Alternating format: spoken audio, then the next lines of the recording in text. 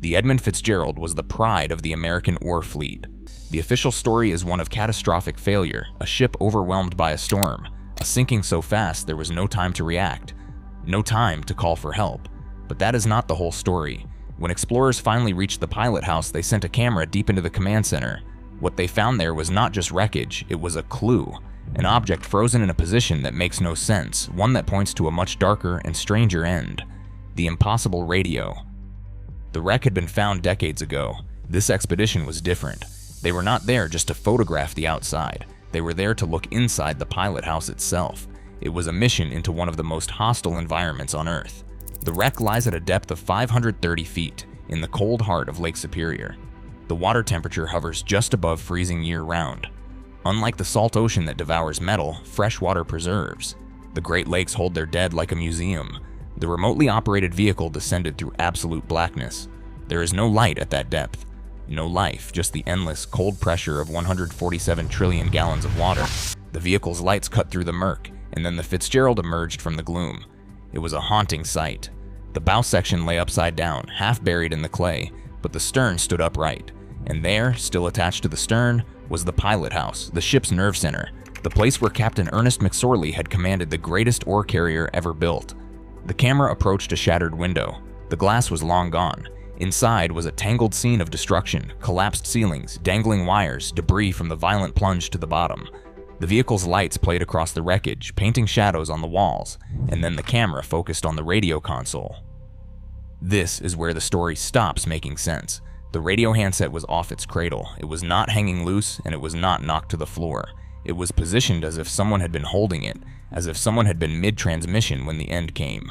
The microphone cord was still connected, stretched taut toward where the operator would have stood. This was not the image of a ship caught by surprise. This was the image of a ship trying desperately to call for help. But here's the problem. No distress call was ever received. The Coast Guard heard nothing. The nearby Anderson heard nothing. The official record states that the Fitzgerald sank too quickly for the crew to react. That has been the foundation of every investigation, every theory, every conclusion for 50 years. That radio handset says otherwise. It says someone had time, someone knew, someone tried. So why did no one hear them? What happened in that pilot house in the final moments? And what does it tell us about a disaster that has never been fully explained? This single frozen image blows the case wide open. But here is the catch. To understand why that radio changes everything, you have to go back to the moment the wreck was first discovered, and to what it revealed about how the Edmund Fitzgerald actually died. The search began immediately. Coast Guard cutters and aircraft scoured the eastern end of Lake Superior through the night. Helicopters flew low over the churning waves, their searchlights cutting through the spray. Fixed wing planes crisscrossed the area in grid patterns. Ships fought through the same storm that had just claimed the Fitzgerald, their crews scanning the black water for any sign of survivors. They found nothing.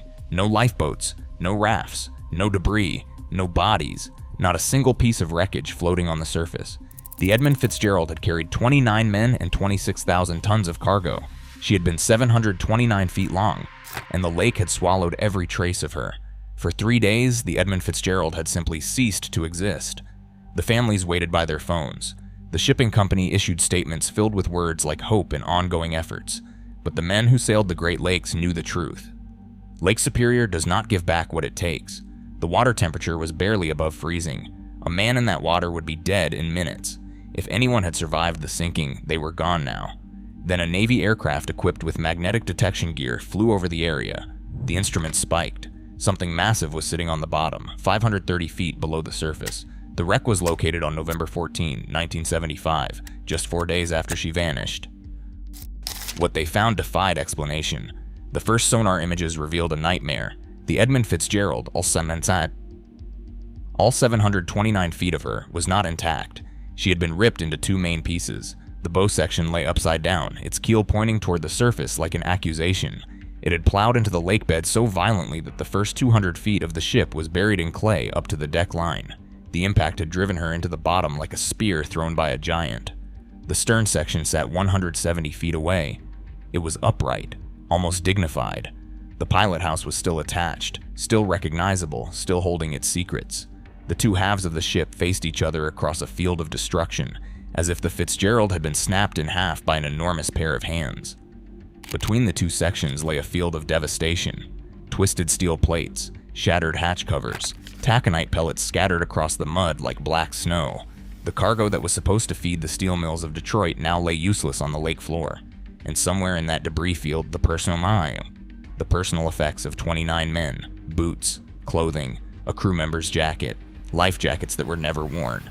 That detail haunted the investigators. Life jackets still in their storage areas, still waiting to be grabbed, still waiting for an alarm that apparently never came, or came too late to matter.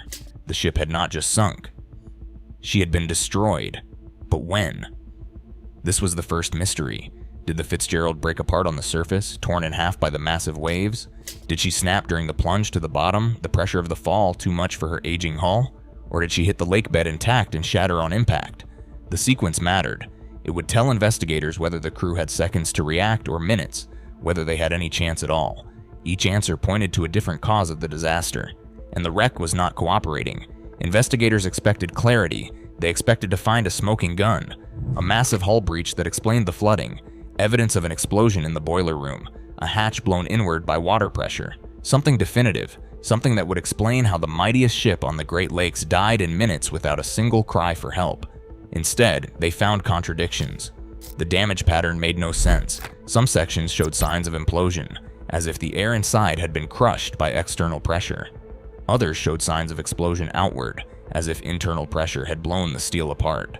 The hull plates were torn in ways that seemed to point to multiple failures happening simultaneously. Not one cause, many. The Coast Guard would eventually release its official report. They had a theory, but the Lake Carriers Association disagreed.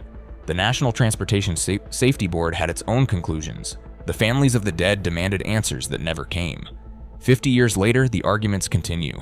The wreck itself seemed to be telling a story that no one could fully read, and that radio handset in the pilot house, that impossible image of a man trying to call for help. It suggested that whatever happened, it was not the instant catastrophe everyone assumed. To understand the controversy, you have to understand what the Edmund Fitzgerald was, and what made that final voyage different from the hundreds that came before. So here's the deal. To understand the panic, the desperation, and that frozen radio handset, you have to understand what the Edmund Fitzgerald was. She was launched on June 7, 1958 at the Great Lakes Engineering Works in River Rouge, Michigan. At 729 feet long, she was the largest ship on the Great Lakes. That record would stand for 17 years. She was a bulk carrier designed for one purpose: to haul iron ore from the mines of Minnesota to the steel mills of the industrial heartland. She could carry over 26,000 tons of cargo in a single trip. That is the weight of roughly 13,000 automobiles. But the Fitzgerald was more than a freighter. She was a celebrity. The people of the Great Lakes treated her like royalty. Crowds gathered on the shores to watch her pass. Families planned picnics around her schedule. Children waved from the beaches. She had a personality that other ships lacked. Her hull was painted a distinctive rust red. Her pilot house gleamed white. When she moved through the water, she moved with purpose. The crew called her the Big Fitz. She was their home for months at a time. They knew every rivet, every deck plate, every sound she made. The ship was owned by Northwestern Mutual Life Insurance Company. She was their flagship investment, a symbol of American industrial might, and she was considered unsinkable. Not officially, no one uses that word after the Titanic, but in practice, the men who operated her believed she could handle anything the lakes could throw at her. She was a fortress of American steel. But the Fitzgerald had secrets, a history that some sailors spoke about in quiet voices. In 1969, she ran aground in the St. Mary's River. In 1970, she collided with the SS Hochelaga. In 1973, she struck a lock wall at the Sioux Locks. In 1974, she grounded again. 4 incidents in 6 years. Each time she was repaired and returned to service. Each time the inspectors signed off on her seaworthiness. But metal has memory. Steel that has been stressed does not forget. Cracks can form in places no inspector can see. Weaknesses can hide until the worst possible moment. Some sailors whispered that she was cursed. They said she had a temper, that she handled differently than other ore carriers, that she was beautiful but dangerous. The men who sailed on her that final voyage did not believe in curses. They were professionals. They had families waiting for them at home. 29 men. The oldest was 63. The youngest was 21. There was Captain Ernest McSorley, 44 years on the lakes, master of his craft.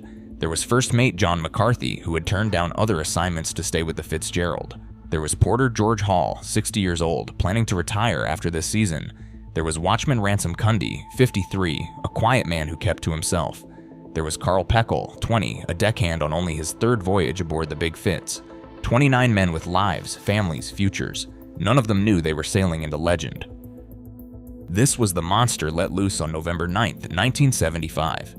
The Fitzgerald arrived at the Burlington Northern Railroad dock in Superior, Wisconsin. Crews loaded her with 26,116 long tons of taconite pellets.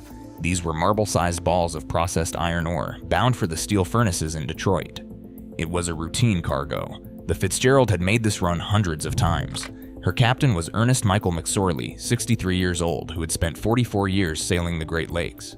He had survived storms that would have broken lesser men. He had navigated fog, ice, mechanical failures, and every danger the inland seas could produce. He was one of the most experienced and respected masters on the water. If anyone could handle trouble, it was McSorley. The weather forecast called for a storm. This was not unusual. November on Lake Superior is always brutal. The lake is infamous for its late-season gales. Sailors call it the Witch of November. Cold Arctic air collides with the warmer lake water, generating violent weather systems with terrifying speed. The pressure drops, the winds build, and the waves become something unnatural. Lake Superior is the largest freshwater lake on Earth by surface area.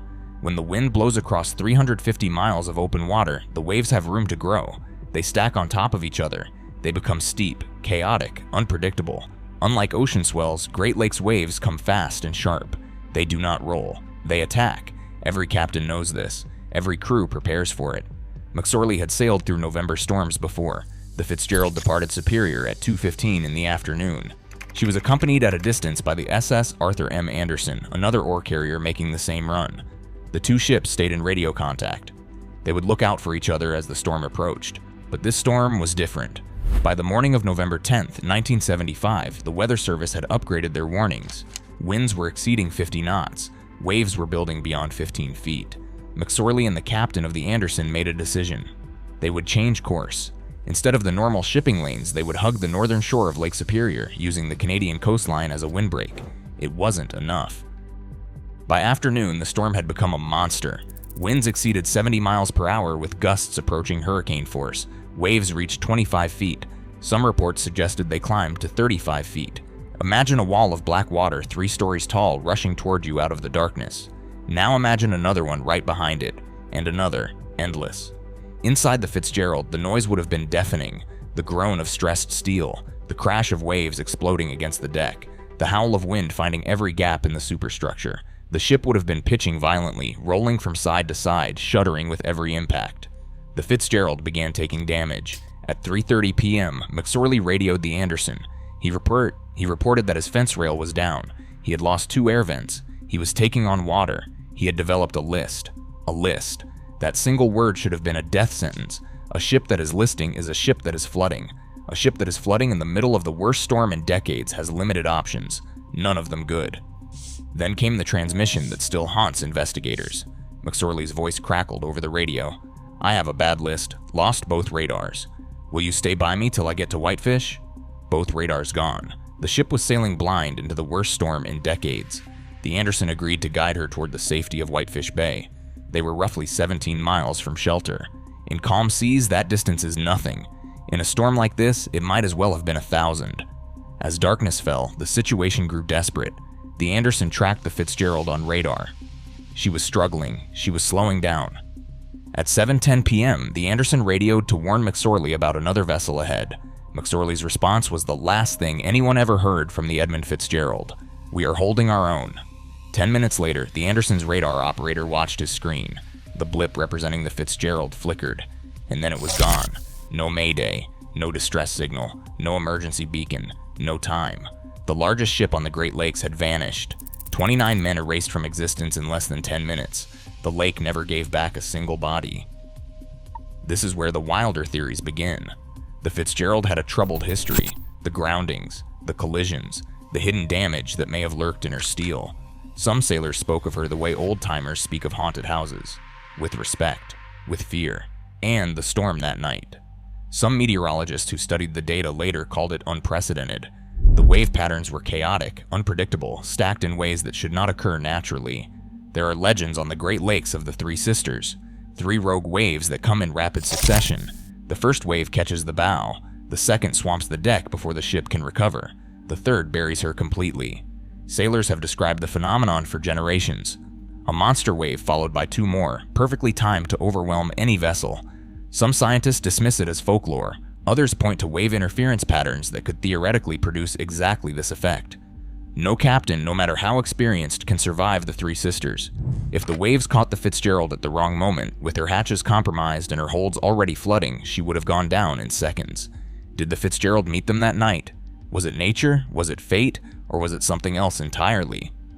The official reports would claim to know what happened, but when forensic experts finally examined the wreck with modern technology, they found evidence that challenged everything. The investigations began almost immediately, and they began to disagree. The United States Coast Guard conducted the official inquiry. They interviewed survivors from other ships, analyzed weather data, and studied the sonar images of the wreck. Their conclusion was hatch cover failure. The Fitzgerald had 21 cargo hatches running down the length of her deck. Each hatch was sealed with a heavy steel cover held in place by manually fastened clamps, 68 clamps per hatch, nearly 1,500 clamps total. Every single one had to be secured by hand before departure. The Coast Guard believed the storm's massive waves had ripped these covers loose or collapsed them entirely. Water poured into the cargo holds. The taconite pellets, already dense, became heavier as they absorbed the flooding. The ship grew sluggish, her bow dipped lower, and more waves crashed over the deck, forcing more water into the compromised hatches. A death spiral. She went down bow first, dragged under by the weight of her own cargo. Case closed. Except it wasn't. The National Transportation Safety Board reviewed the same evidence and reached a different conclusion. They pointed to structural failure. The Fitzgerald was 17 years old. She had been worked hard, loaded heavy, and pushed through conditions that stressed her hull season after season. The taconite trade was brutal on ships, load after load of dense ore pellets pressing down on the keel, thousands of trips through the locks, the hull scraping against concrete walls, the groundings, the collisions, the repairs that may not have been as thorough as the paperwork suggested. Microscopic cracks could have formed in her steel. Undetected damage from previous incidents could have weakened her frame. The NTSB suggested the ship simply broke apart under the strain of the storm. Her back snapped. The two halves flooded independently. She was dead before anyone knew what was happening. Then came the Lake Carriers Association. They represented the shipping companies. They had their own theory, and they had their own agenda. If the hatches failed, that was a maintenance issue, a crew issue, a company issue. But if something else sank the Fitzgerald, something beyond anyone's control, then no one was to blame. Their theory was shoaling. They believed the Fitzgerald had bottomed out on 6 Fathom Shoal north of Caribou Island. Captain McSorley had taken a more northerly route to escape the storm, and that route brought him dangerously close to underwater hazards. The charts said 6 Fathom Shoal had 36 feet of water over it. The Fitzgerald drew 27 feet when fully loaded. Plenty of clearance, but what if the charts were wrong? What if the shoal was shallower than anyone knew? The association claimed the ship struck bottom, tore open her hull below the waterline, and was fatally wounded hours before she sank. This would explain McSorley's reports of flooding and listing. This would explain why a ship that had survived hundreds of storms suddenly could not survive this one. She was already dying when the waves finished her off. 3 investigations, 3 different answers, and each one had the same assumption buried in its foundation. The sinking was sudden and catastrophic. It happened too fast for the crew to react. Too fast to launch lifeboats, too fast to send a distress call. This was the consensus for decades until modern technology took another look. In 1989, the first manned expedition reached the wreck.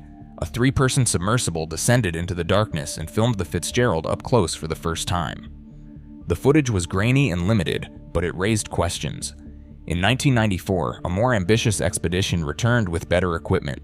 They spent days surveying the wreck site, mapping the debris field, and examining the damage patterns. In 1995, the ship's bell was recovered. It had been lying in the mud near the stern, 200 pounds of bronze engraved with the ship's name. They brought it to the surface as a memorial, and they also brought back hours of footage from inside the pilothouse. Later expeditions used remotely operated vehicles capable of maneuvering through tight spaces, high-definition cameras, and sonar systems that could map the debris field down to individual objects. What they found raised more questions than answers. The hatch covers were examined closely. Some clamps were still fastened, others were open, some were missing entirely, ripped away by forces unknown. The evidence was maddeningly inconclusive. Had the hatches failed on the surface, allowing the flooding that doomed the ship? Or had they been torn off when the ship broke apart and plunged to the bottom? The damage could support either theory.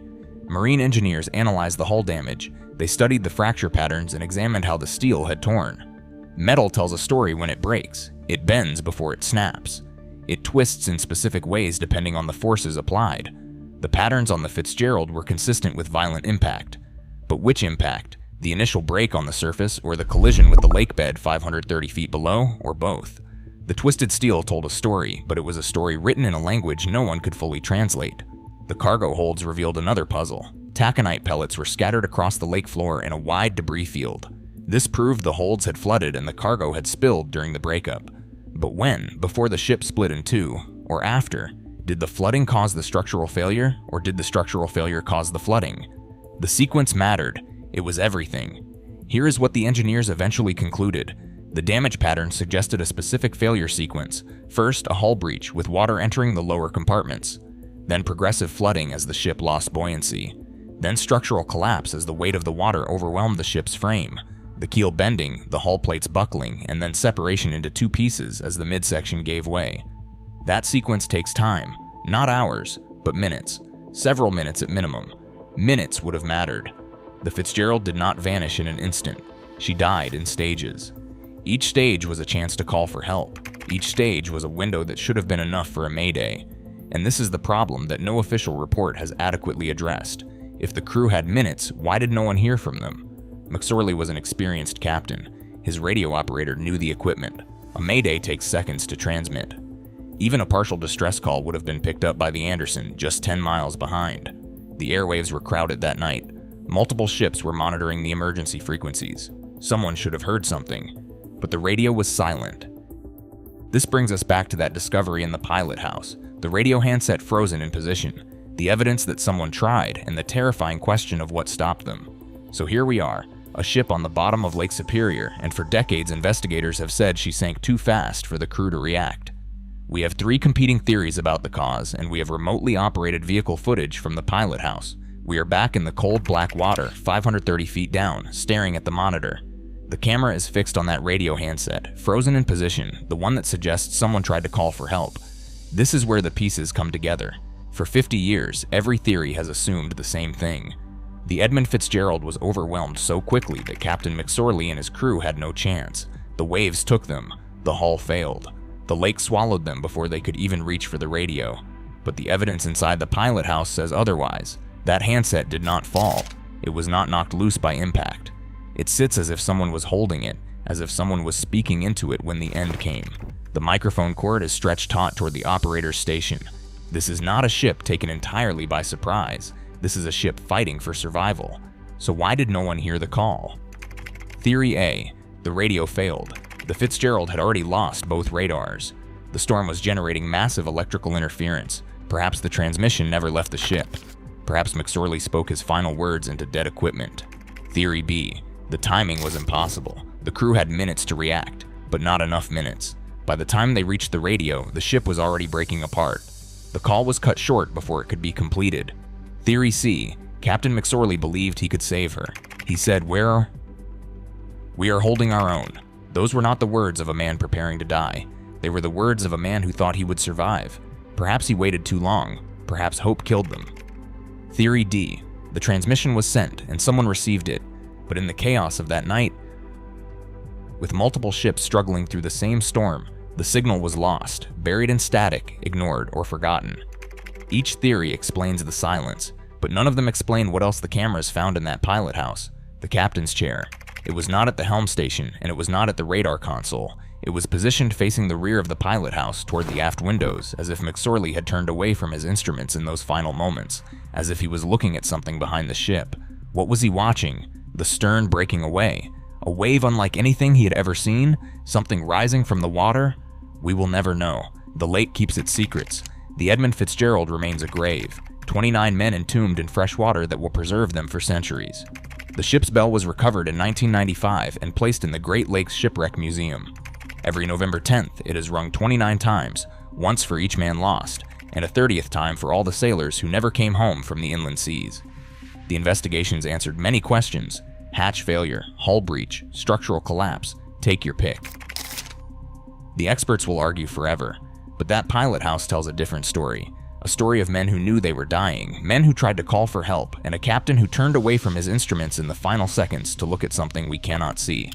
The radio handset is the discovery that should not exist, not because it survived, but because of the question it leaves behind.